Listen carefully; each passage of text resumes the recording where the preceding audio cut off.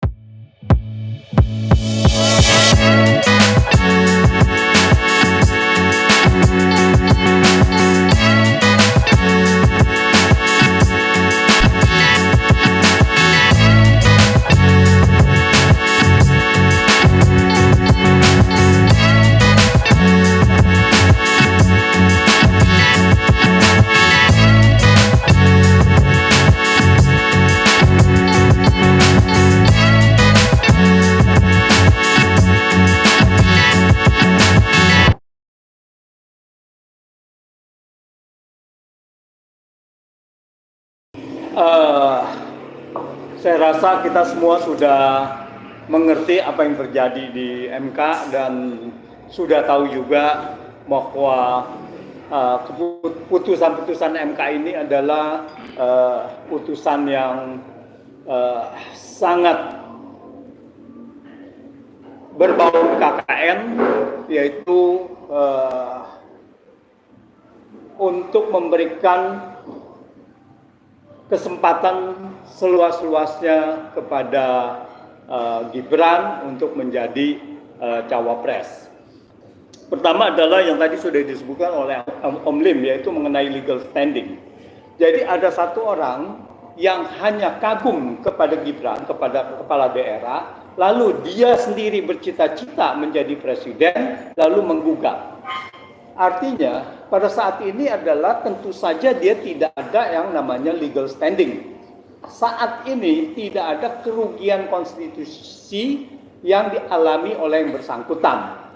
Jadi saya juga bisa misalkan mengusut bahwa saya bermimpi menjadi presiden, lalu menggugat mengenai presidential threshold. Itu tapi beberapa kali masyarakat menggugat presidential threshold itu tidak pernah dikabulkan.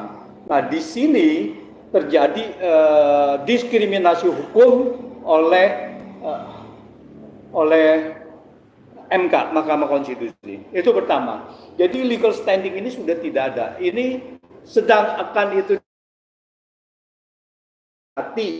di sini terjadi pelanggaran serius proses persidangan di MK. Terus kedua adalah tugas MK adalah kalau seandainya dia mengadili, maka hanya boleh menyatakan melanggar atau tidak melanggar sesuatu yang dimohonkan. Jadi tidak boleh lagi mengubah bahwa memberikan norma baru, mengubah, lalu dimintakan bahwa pasal tersebut diganti, yaitu berusia paling rendah 40 tahun atau berpengalaman sebagai kepala daerah. Di sini sudah menambahkan norma baru, dan di sini bukan wewenang MK. Wewenang MK hanya menyatakan batas usia 40 sampai 35 tahun, 40 tahun, apakah melanggar konstitusi atau tidak.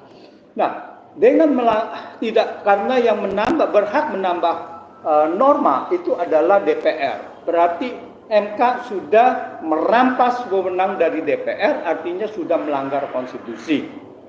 Nah, begitu dia membuat norma baru, maka di sini terjadi beberapa norma yang kemudian bertabrakan. Kita tahu bahwa norma bahwa ada hakim MK yang katanya menyetujui itu 5 dan menolak 4. Tetapi kalau kita lihat yang menyetujui itu adalah tidak semuanya kepala daerah sampai kabupaten kota.